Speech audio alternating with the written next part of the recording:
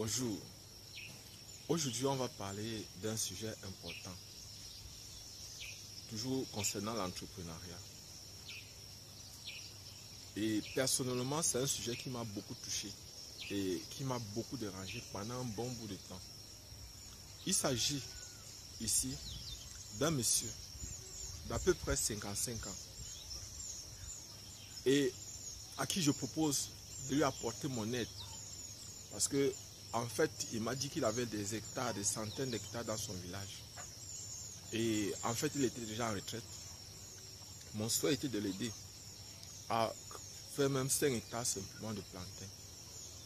Mais tout ce qu'il lui fallait, c'était d'accepter mon aide et d'accepter de dépenser un peu de sous pour le défrichage et pour l'abattage des arbres dans son champ. Et déjà même que une partie de cet argent devait être récupérée étant donné qu'il devait faire le charbon et aussi les planches. Mais à ma grande surprise, ce monsieur a refusé mon aide, prétextant en disant que il va bientôt mourir, il ne voit pas pourquoi il va se mettre à faire 5 hectares de plantains. Parce qu'en fait, à l'époque, je lui avais fait part du fait que on pouvait aller, quand c'est une forêt qui est encore vierge, quand c'est un espace qui n'a jamais été cultivé, on peut aller jusqu'à 4000 rejetons par hectare. Et que l'avantage d'utiliser par exemple les plants améliorés de plantains, c'était leur capacité à produire au même moment. C'est-à-dire par exemple, vous avez un hectare de plantains, vous avez mis 4000 rejetons. Si vous prenez par exemple les rejetons qui ont le même âge, vous allez récolter, vous pouvez garer un camion et couper tout et charger dans le camion une fois. Aller au marché, vendre votre récolte. Donc, ici, ce n'est pas comme, par exemple, les rejetons tout venant. C'est-à-dire que lorsque vous partez, par exemple, dans un champ de plantains, vous prélevez, par exemple, des rejetons et vous partez planter. Ce n'est pas la même chose que quand vous prenez des rejetons sélectionnés. Bon, et pour la multiplication des rejetons, il y a plusieurs techniques. Je lui avais fait part de ça. Je lui avais fait part du fait que mon aide était gratuite. C'était une aide gratuite. Et que personnellement, il ne m'attendait pas à ce qu'il me donne de l'argent. Mais je voulais, mon souhait était de le voir heureux. C'est de le voir donc préparer l'avenir de ses enfants. Étant donné qu'il était en retraite, son salaire ne devait pas être conséquent. Vous savez vous-même comment parfois les gens sont menacés pendant leur retraite. Dans la mesure où ils avaient un train de vie bien stable. Ils savaient que chaque mois, ils avaient... Et maintenant, parfois, pendant la retraite, les salaires baissent. Le niveau de vie, il doit vivre selon ses nouveaux moyens. Or, l'idée, c'était pour moi de lui permettre d'avoir une vie conséquente. Donc, et je sais, beaucoup de gens ont souvent peur d'avoir l'argent ou d'être riche.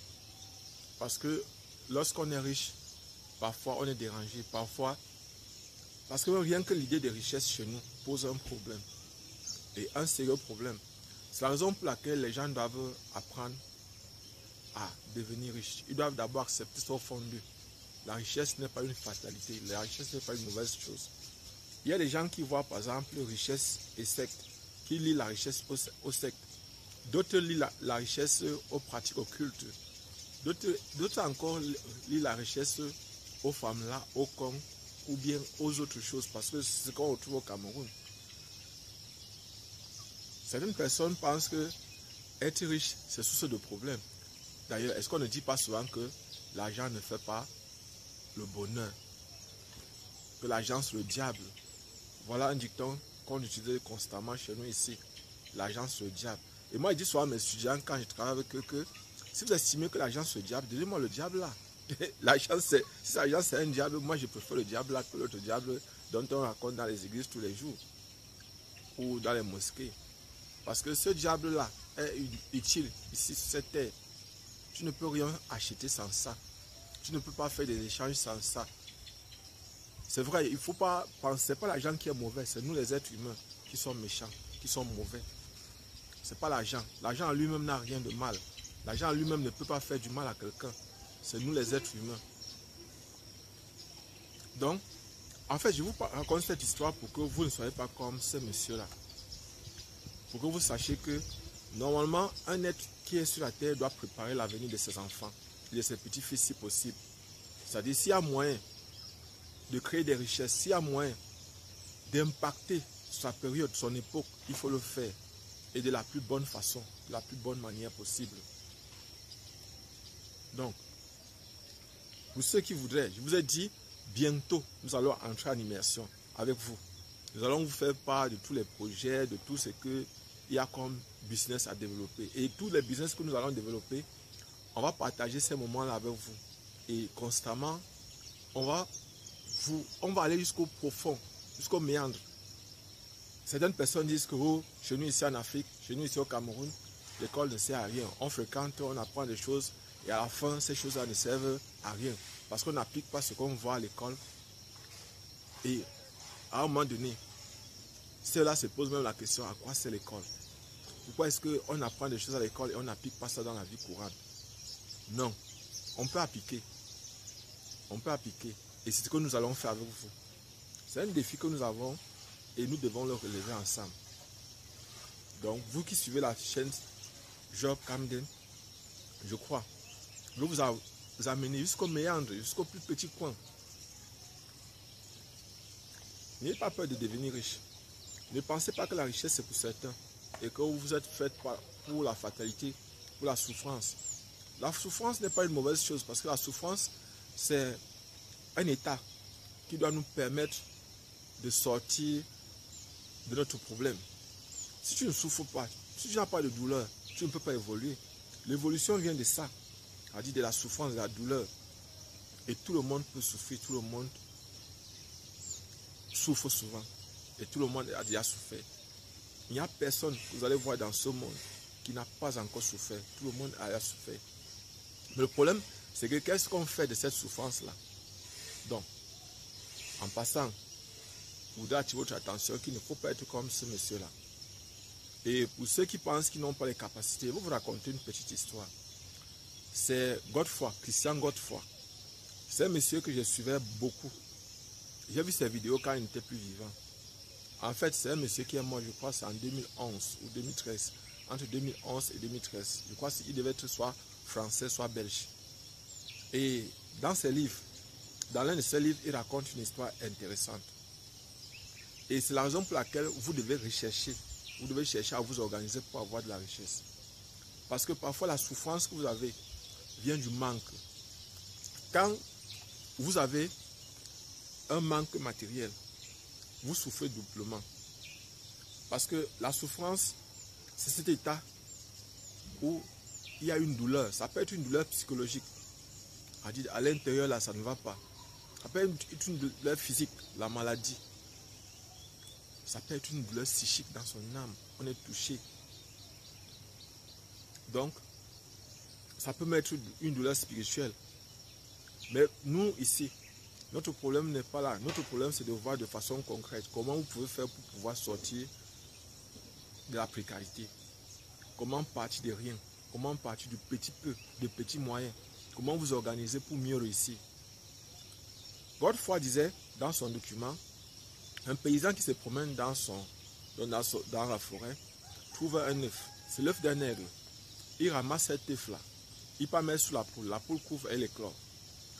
L'aiglon grandit avec les poussins. Et il joue comme les poussins. Il fait tout comme les poussins. Il joue comme les poules. Il fait tout comme les poules. Et un jour, il voit un oiseau voler dans les cieux. Ça dit cet aiglon-là. Et la façon dont l'oiseau vole l'intéresse tellement. Parce qu'il rame, l'oiseau vole, il rame, il fait des tours dans le ciel. Et l'aiglon voit et ça l'intéresse. Il va aussi voler comme ça. Mais le problème, c'est quoi? C'est qu'il y a une poule à côté. Une poule avec laquelle l'aiglon est né. Ils ont grandi ensemble, ils ont joué ensemble. Et cette poule lui dit à l'aiglon, à l'aigle, tu es une poule. Et nous les poules, lorsqu'on vole, on atterrit à côté.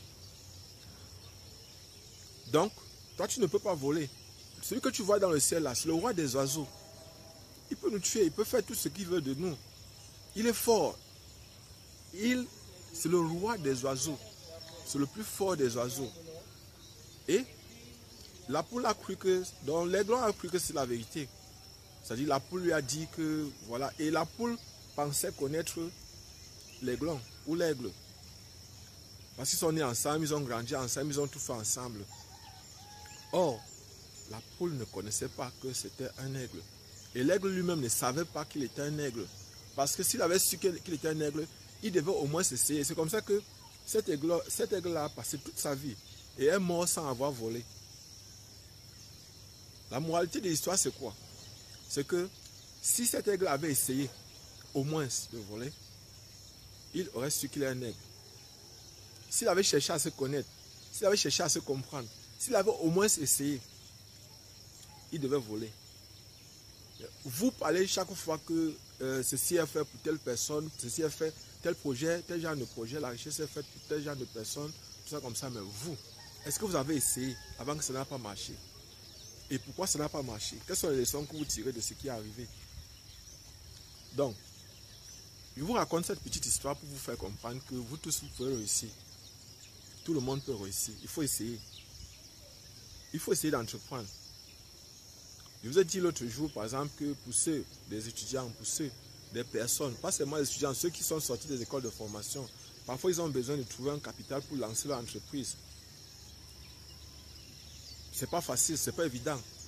On dit souvent qu'il faut vous réunir pour créer, mais tout ça n'est pas évident. Il n'y a rien de facile dans la vie. Il faut travailler, il faut bosser. Vous allez avoir des refus, vous allez aller postuler, on va vous donner des refus. Mais ces refus ne veulent pas dire que vous avez échoué, non. Et même si vous échouez, qui n'a pas échoué?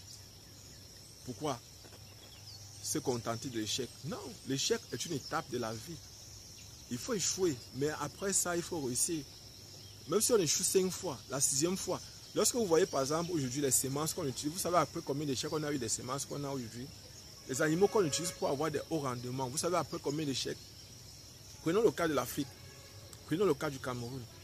Nous sommes totalement dépendants de l'extérieur en ce qui concerne le maïs, en ce qui concerne les poulets. Pourquoi? Parce que les souches ne viennent pas de chez nous. Nous n'avons pas travaillé suffisamment pour pouvoir avoir nos propres souches. Et c'est la raison pour laquelle nous sommes intimement dépendants. Nous sommes dépendants de l'extérieur. Nous sommes dépendants. Si par exemple aujourd'hui on a une grippe aviaire, vous allez voir, les souches vont toujours venir de l'extérieur. Qu'est-ce que nous avons fait pour pouvoir nous organiser? On n'a pas accepté cette souffrance que les autres ont eu à subir. Parce que c'est une douleur. Imaginez un peu les échecs, les échecs, les échecs. Mais après ça, il y a le succès, il y a le bonheur au fond. Donc, ce que je voulais dire, c'est que quoi? C'est que vous devez essayer, si vous avez un projet, si vous pensez à quelque chose, essayez. Cherchez comment je peux faire pour réussir à ce projet-ci, pour réussir ce projet-ci. Comment je peux faire, quels sont les moyens qu'il me faut. Et ne pensez pas premièrement à l'argent. L'argent vient après. Et je voudrais toujours attirer votre attention sur une dernière chose avant que de passer. Sachez que chaque fois, il vous parle du maïs. Et sachez que si vous voulez faire du maïs, le conseil que je vous donne encore et que je continue à vous donner, c'est que cherchez à avoir au moins 20 à 30 numéros de téléphone. Je précise bien, 20 à 30 numéros de téléphone des revendeuses de maïs au marché. C'est-à-dire celles qu'on appelle au Cameroun, particulièrement les buy and sell. Buy and sell. Donc, vous avez leur numéro de téléphone. Quand vous produisez, vous leur dites, vous les prévenez peut-être 2 semaines avant votre récolte. Que bientôt, à 1 semaine, vous produisez. Donc, lorsque vous semez, vous leur dites, j'ai déjà semé. Après 1 mois, vous leur dites, c'est il y a 1 mois. Le maïs sort déjà, vous filmez, vous envoyez sur WhatsApp. Vous créez même un groupe WhatsApp pour elle. Et maintenant, vous pouvez, en fait, c'est vous qui vous organisez, vous savez comment vous pouvez vous organiser. Parfois, le groupe WhatsApp peut faire en sorte qu'elles se connaissent et que, bon, elles peuvent même s'entendre pour vous pénaliser. C'est pas toujours, tout n'est pas toujours positif. Parce que vous êtes dans l'entrepreneuriat, c'est comme un jeu. Donc, vous vous organisez, vous les appelez constamment et vous leur dites, bientôt le maïs sera prêt. Et là, par exemple, elles vont s'organiser, elles savent comment elles vont faire. Elles vont aussi appeler d'autres revendeuses que vous ne connaissez même pas, qui vont venir acheter chez elles pour aller peut-être bouillir ou bien pour aller braiser ou pour aller préparer la nourriture et vendre ou bien encore préparer la nourriture de consommation. Donc voilà par exemple, et quand vous faites ça, vous serez sûr de vendre votre récolte. Il vous est dit, ne lancez jamais, que ce soit le plantain, que ce soit par exemple le manioc, que ce soit par exemple toutes les cultures que vous aurez à lancer. Sauf si vous avez suffisamment de moyens pour vendre, ou bien que vous avez des débouchés, ou bien vous avez des moyens, des hauts moyens pour transformer. Ne lancez jamais tout votre champ une fois. Fragmentez toujours, séquencez toujours. Ça dites-vous toujours que si je dois lancer 5 hectares de manioc, il est préférable pour moi, le premier mois de lancer 1 hectare, ou bien 2 semaines avant, lancer 1 hectare, 2 semaines plus tard, un autre hectare, ou bien 1 mois. Créer des écarts soit de 2 semaines, soit d'un mois. Ça va dépendre des cultures. En fait, cela vous permet par exemple de mieux vous préparer et de préparer la vente. De préparer la vente que vous aurez à effectuer. Donc, lancez-vous.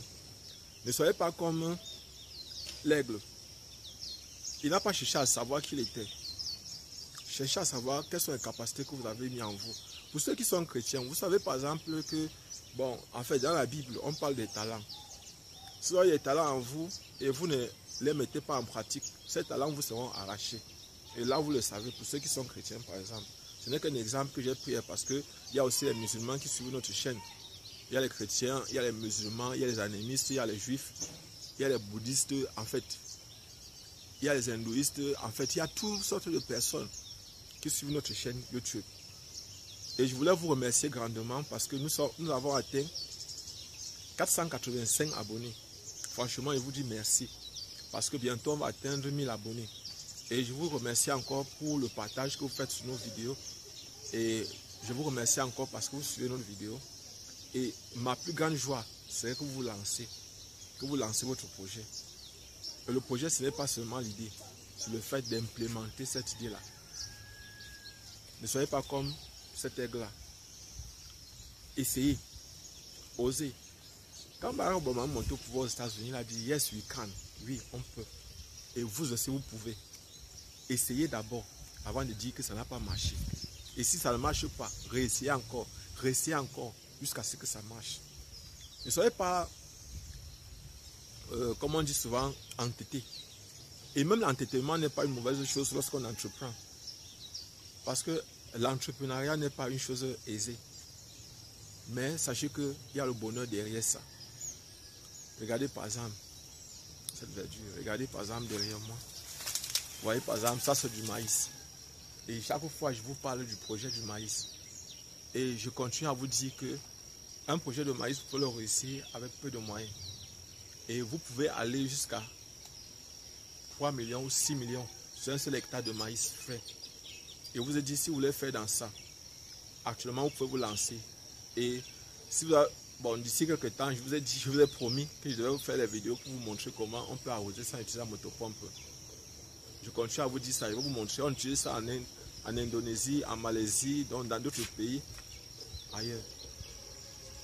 Donc, voici le maïs. Pour ceux qui veulent cultiver du maïs, je vous conseille, si possible, chercher la meilleure semence, la bonne semence. Et pour ceux que c'est la première fois que le sol n'a jamais été cultivé, n'a jamais été utilisé, le conseil que je vous donne, c'est que s'il y a moyen, n'utilisez pas les engrais. Parfois, vous n'avez pas besoin de ça.